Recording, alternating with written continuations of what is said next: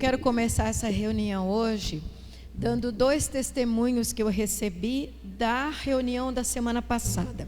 Quem estava aqui na semana passada sabe que nós fizemos, como parte da novena para Nossa Senhora da Glória, que estava em toda a diocese, nós fizemos um momento onde uma moça entrou vestida de Nossa Senhora, trouxe a imagem, nós fizemos um pedido, um clamor, auxílio da Nossa Senhora, confiando na promessa de que todo aquele que buscar a Mãe de Deus, a Mãe de Jesus Cristo, recebe a bênção e a graça.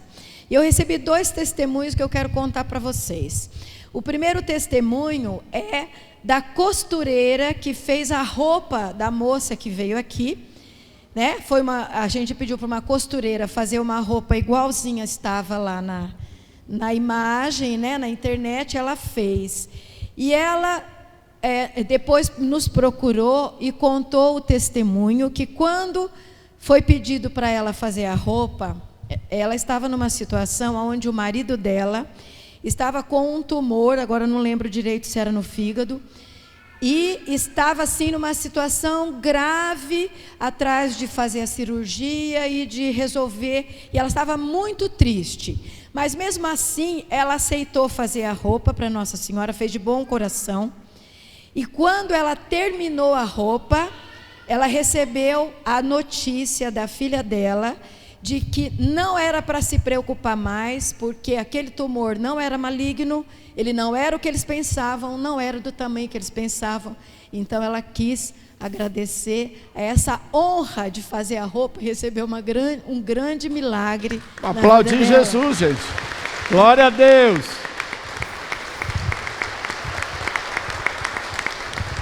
E o segundo testemunho é de uma outra pessoa que estava aqui na reunião, colocou para Nossa Senhora e tem uma criança que sofria de terror noturno, se você sabe o que é, a criança acorda gritando, uma criança acho que de 3 anos, acorda gritando e não consegue dormir e fica a família toda naquele desespero.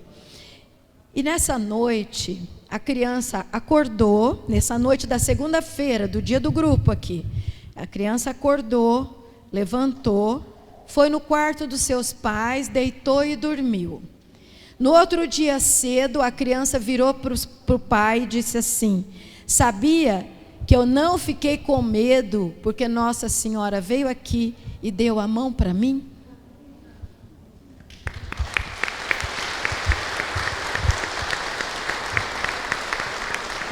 Quero ressaltar, gente, a importância de compartilhar os testemunhos. Porque quando a gente compartilha os testemunhos, e a gente pode relatá-los aqui, a gente vai aumentando a fé uns dos outros, a gente vai fortalecendo a fé uns dos outros. Por isso, quando você ganha uma graça no grupo de oração, que você recebe uma bênção por causa do grupo de oração, compartilhem com outras pessoas, mas se possível, escrevam, manda para mim na página do grupo de oração, e aí a gente vai multiplicar, a gente vai colocar na internet. Se você não quiser que seu nome seja divulgado, não precisa, mas é preciso dar o testemunho, porque nós devemos dar toda a glória, toda a honra a Jesus. Vamos aplaudir Jesus. Amém. Vivamente. Amém. Glória a Deus. Amém. Glória a Deus, glória a Deus. Nós vamos pedir hoje, de forma muito especial, a presença dos anjos neste lugar. Hoje em dia, muitas superstições de anjos aparecem, e muita confusão, porque muitas religiões começam a falar dos anjos. Mas nossa fé é a que tem a melhor teologia angélica, porque é uma coisa que passa de geração em geração, com os documentos da igreja, o magistério da igreja, fortalecendo, primeiro, que anjo existe, não é só uma ideia, que são puros espíritos, e eles têm missões de Deus, eles trabalham para o Altíssimo. Também é verdade que 1/3 deles, e a gente viu inclusive na liturgia de domingo, 1/3 deles se rebelou contra Deus e foi, de uma maneira simbólica, precipitado. E é aquilo que nós conhecemos como os anjos malignos que nos atacam. Primeira coisa, 30%, significa que sobrou quantos anjos do lado de Deus? 70. Então nós temos muito auxílio que a gente não solicita, que a gente não aproveita. Os anjos têm diversas funções, os querubins têm uma, os serafins têm outra, os arcanjos, os anjos da guarda, mas todos eles estão a serviço de Deus para a nossa salvação. E hoje nós vamos iniciar nossa reunião pedindo a proteção especial do anjo. Quero até lembrar para vocês, quando eu chego numa cidade, quando eu tenho que viajar, normalmente na entrada da cidade eu já saúdo o anjo da cidade, porque há um anjo para a cidade, há um anjo para cada arquidiocese, um anjo para cada paróquia, que está naquele combate. Certamente há anjos aqui da guarda, e há anjos também por causa do poder de Deus e da manifestação do Espírito Santo hoje nessa igreja. Você tem conversado com o anjo da guarda? Quem aqui costuma de vez em quando conversar com o anjo, levante a mão. Olha lá, glória a Deus. Os que não costumam, façam isso. Vão te achar louco, viu? Então faz aonde ninguém está te vendo, mas converse com o teu anjo. E por que eu estou dizendo isso? Porque anjo não lê pensamento. Estão me ouvindo? Anjo não lê pensamento, porque só Deus pode estar dentro de nós. O anjo interpreta com muita precisão o que nós vamos fazer, conhece o nosso passado inteiro, porque eles têm o dom do conhecimento. Eles também têm um certo dom de clarividência, portanto eles podem nos ajudar a dar uns próximos passos, mas eles não sabem, a não ser quando Deus lhes quer revelar. Então a gente deve gastar um tempinho na nossa oração para conversar com o anjo. Falar: anjo, eu tenho uma prova de emprego. Ó, anjo, a pessoal passa na frente do meu comércio e vai adiante. O que está acontecendo? Será que está ali, tem um tranca-rua precisando que você vá lá dar um empurrãozinho nele, tirar ele da frente da minha casa? Você tem conversado com o anjo de Deus? Se não tem, faça. Se tem, aumente tua intimidade também com o anjo. Claro, temos que falar muito com Jesus, que é o Senhor, e pelo poder do Espírito, mas nós temos uma graça que o Senhor nos concedeu, que é os anjos. Levanta tua mão lá para tua casa e pede para o Senhor pôr anjo lá na sua casa agora. Senhor, na minha casa. Eu quero pedir, Senhor, que a minha casa esteja protegida com teus anjos agora. Protege, Senhor Jesus, o meu trabalho esteja protegido com teus anjos agora. Protege a vida do... Quando eu estou, Senhor, indo para qualquer lugar, no carro ou a pé, põe teus anjos, Senhor, para cuidar. Põe teus anjos para me libertar também das emboscadas, das armadilhas, das ciladas. Põe teu anjo, Senhor, agora em todo lugar. Põe teu anjo nesse grupo de oração para desarmar também todo olhar maligno, todo olhar que não quer ver o poder de Deus, que não quer ver a glória de Deus. Põe teus anjos nesse lugar, Senhor. Coloca, Senhor Jesus. O reino espiritual, ele é de ordem, é de equilíbrio, é de organização. Harmonia. E isso sempre esteve muito claro na Bíblia inteira. Sempre foi assim. E se você aprender isso, a sua oração vai... Porque as pessoas falam: eu rezei e não recebi resposta. Aí eu pedi para Nossa Senhora, não recebi resposta. Aí eu fiz a novena de São Miguel e não recebi resposta. Porque talvez você não está sabendo a quem deve pedir. E nós precisamos aprender isso. Existe uma hierarquia, existe uma ordem, e antes de pedir, você precisa aprender e você precisa perguntar até para o Espírito Santo: para quem que eu vou pedir? Para que anjo eu vou pedir? Vou pedir para o meu anjo da guarda, a proteção, mas talvez eu preciso pedir a cura, como foi com Tobias, né? Tobias, que foi procurar uma dívida, recebeu uma dívida e trouxe a dívida e a bênção da cura. Será que eu preciso pedir a libertação e aí eu vou pedir para São Miguel?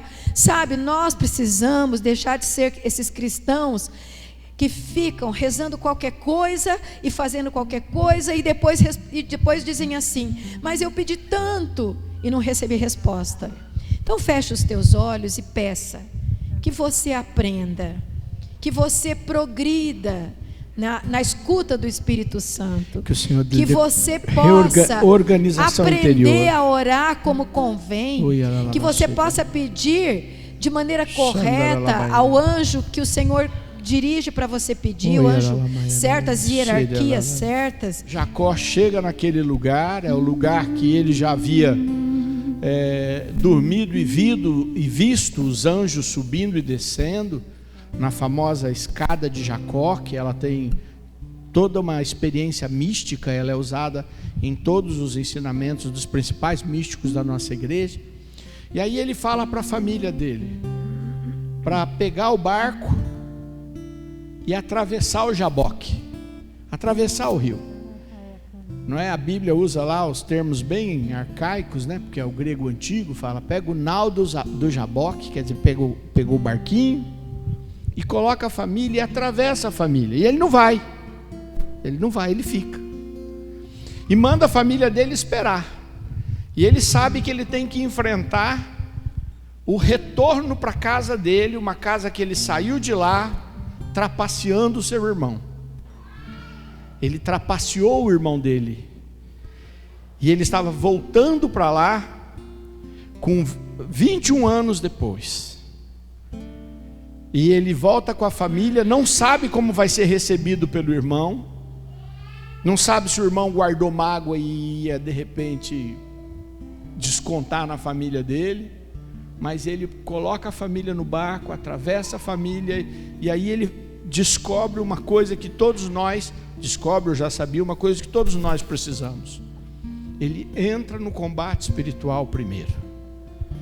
Porque antes de você ir para o teu desafio, antes de você ir para a tua luta, para os teus problemas, antes de você enfrentar as tuas coisas, você precisa primeiro entrar no caminho da oração e enfrentar uma batalha espiritual. E a batalha dele não foi fácil, porque ele sai de lá coxo, ele sai de lá fisicamente doente. Quer dizer, ele fica manco. Mas quando ele encontra o irmão dele larga tudo, corre para ele, abraça a família dele. Ele diz para o irmão: fica com toda a minha riqueza para me aceitar de volta. E o irmão dele disse: eu não preciso de nada disso, eu tenho mais do que você, e ainda eu vou te presentear. E ele acolhe o irmão. Aquele perdão, aquela graça aconteceu primeiro na batalha com o anjo, que é a batalha da oração. E a gente precisa aprender essa lição em grupo de oração. Eu convido você, a primeira coisa, escutando isso, que Jacó fez, foi decidir lutar. Então é preciso, e isso um não faz pelo outro. Eu só posso lutar pela minha vida, pela minha família, e você vai ter que lutar pela sua vida e pela sua família. Não tem como transferir essa luta e falar assim: Sidney, luta aí para mim e se vira para resolver isso. Não é assim. E a primeira coisa é a decisão. Você tem que decidir. Olha que ele saiu machucado, quer dizer, não é fácil, não é simples, mas é você que vai resolver. Sinto muito, eu vou ter que fazer pela minha família e você vai ter que fazer pela Deixa eu só falar uma coisa, é muito importante entender que ele sabia que as suas mulheres, seus filhos não estavam preparados para a luta espiritual. Tanto é que para sair de lá, uma já roubou um negócio do pai dela, né? Quer dizer, ele sabia que era a batalha que ele tinha que fazer pela casa dele. muitas vezes fica aqui, mas meu marido não me ajuda, mas meu filho não sei o quê, mas minha mãe, Para, vai para a batalha. Está ouvindo ou não? Sim. Vai para a batalha, é você mesmo, pela sua casa. Preciso de uma bênção, não vou desistir. Sem ela eu não vou sair daqui. Só saio quando o Senhor me tocar. Não posso mais ficar sem ti. Nada vai impedir a unção de Deus sobre mim.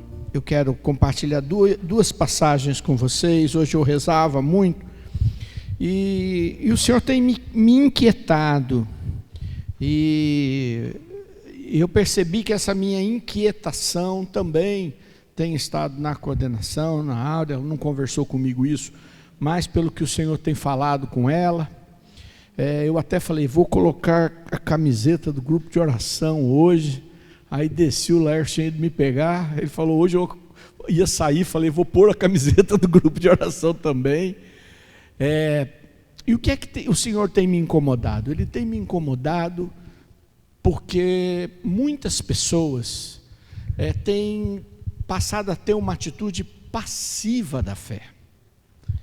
E olha, gente, isso é muito ruim, porque a fé, ela não é uma manifestação histórica, ela não é só uma manifestação intelectual, ela não é só uma manifestação para que a gente possa, às vezes, ver alguns milagres.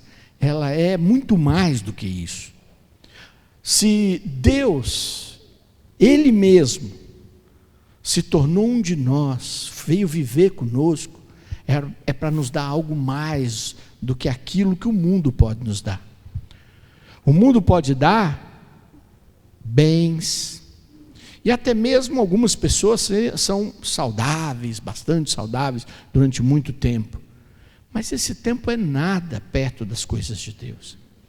E eu fico olhando, muita gente fala comigo depois dessa pandemia e diz assim, eu vou aqui na capela aqui do lado, participo de um grupo qualquer que tem ali, eu assisto o grupo de oração, eu assisto o fulano, o ciclano, a beltrana, que eu gosto da pregação, e maravilha.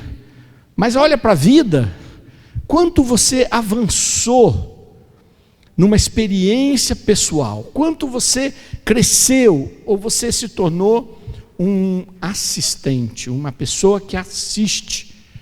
Vocês já viram essa moçada toda, que eles falam que vão maratonar séries e assistem aí passa o fim de semana inteiro assistindo centenas de capítulos de um determinado seriado lá desses streams que tem hoje aí? Nós vamos acabar fazendo isso com a fé, e isso é horrível, porque a fé não é para fazer isso. A fé é algo muito participativo, muito intenso, que tem que fazer com que todo o nosso corpo vibre. E aí eu acordei essa inquietação, eu falei, o nosso grupo de oração não pode ser assim. Nós temos 31 anos de história, 31 anos do poder de Deus manifestado, de multidões vindo, de pessoas sendo tocadas e de pessoas que se tornaram instrumentos para outras pessoas. Nós não podemos perder o chamado de Deus. E aí eu comecei a rezar e o Senhor me deu duas passagens. A primeira delas está na primeira carta de São Paulo aos Coríntios, no capítulo 9, versículo 16. Eu vou ler nessa Bíblia do Paulo aqui, que eu não sei qual é a tradução dela. É da CNBB, ela é bem diferentona, né, Paulo? Mas vou ler ela, vocês leem na da Ave Maria aí, que foi a que eu li em casa. Mas vão ver que muda-se a palavra escolhida por um sinônimo, mas é a mesma coisa. Então, preste atenção, diz assim: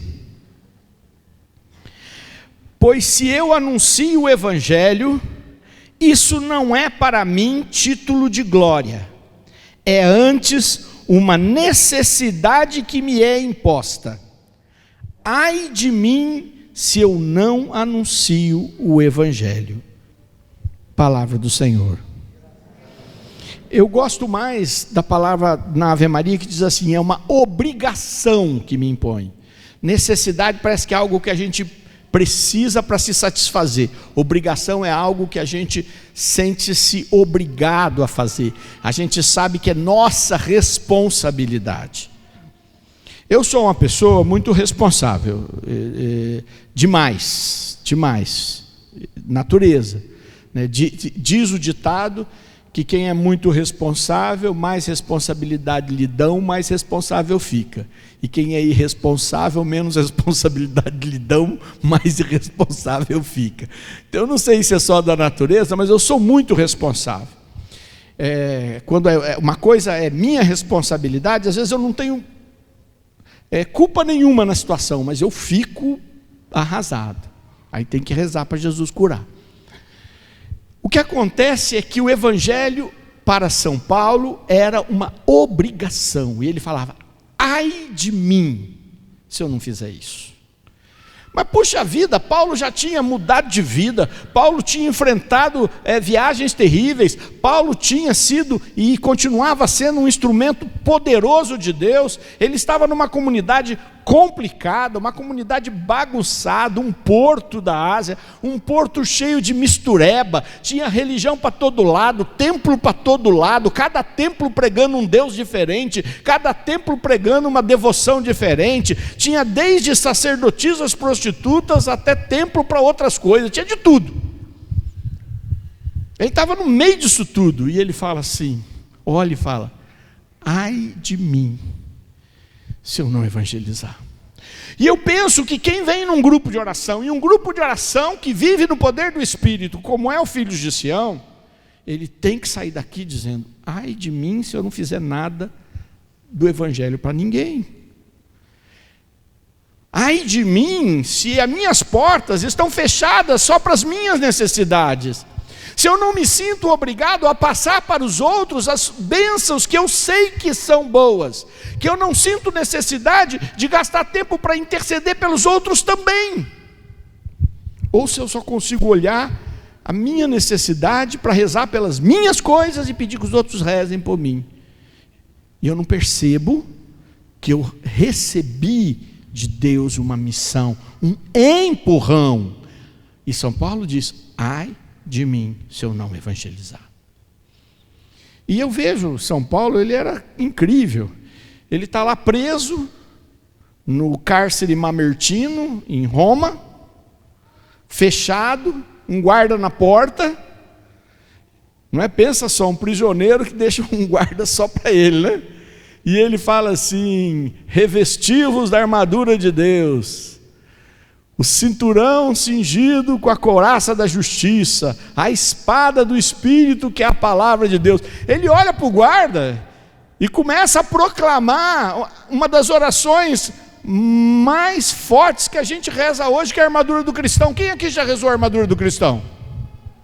Pois é, quem não rezou devia rezar pelo menos uma vez por semana, viu gente? Porque no tempo que estamos vivendo, andar por aí sem nenhuma proteção, Deus me guarde. A armadura do cristão está no livro, na carta de São Paulo aos Efésios, no capítulo 6, versículo 10 e seguintes. Quem nunca rezou, pega lá, Efésios 6, versículo 10 e seguintes. Mas se você digitar na internet e escrever armadura do cristão, a oração vai sair ali. São Paulo não perdia uma oportunidade.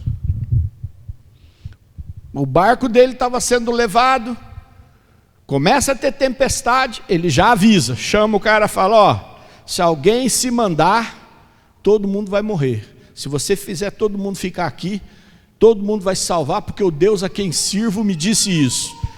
5 marujos pegaram um barquinho para dar no pé.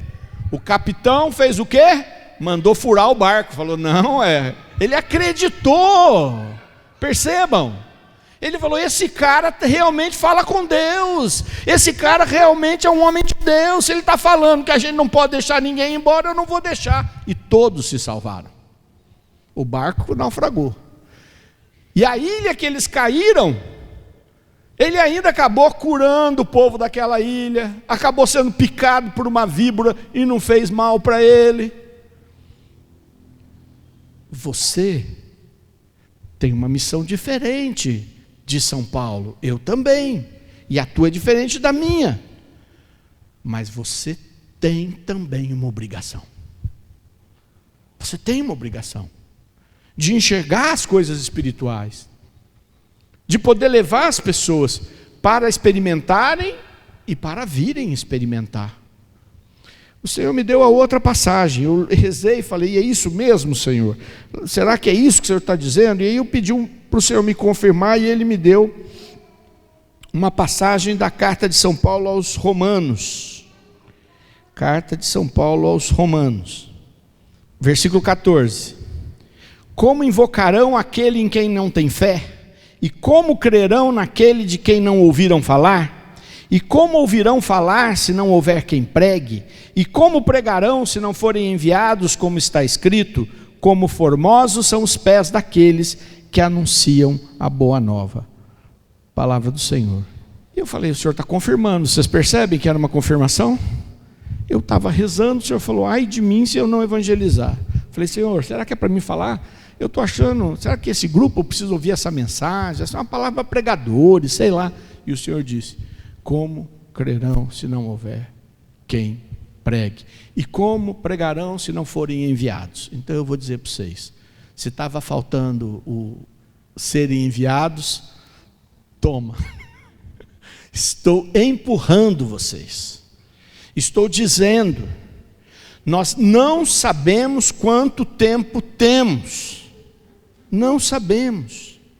Esta semana, quanto bateu os termômetros na Itália? 50 graus. 50 graus. No leste americano, 56 graus de temperatura. Gente, imagina uma criança dormir com essa temperatura. Imagina você correndo atrás de sombra, porque não dá para sair na rua. Imagina você precisando de água com essa temperatura. Tivemos enchente na Turquia, terremoto no Haiti, um terremoto de 7,2, tremeu o Caribe. Nós não temos muito tempo, estamos aqui, é hora de começar a falar de Jesus, trazer as pessoas para a igreja, trazer para lugares aonde há poder de Deus, aonde o batismo do Espírito acontece, e aonde você diz, eu tenho uma obrigação, mas eu não sei falar direito, ok, não fale muito, fale pouco, dê teu testemunho, conte o que Deus fez por você, conte a história daquilo que Deus fez na sua vida, é isso que você precisa.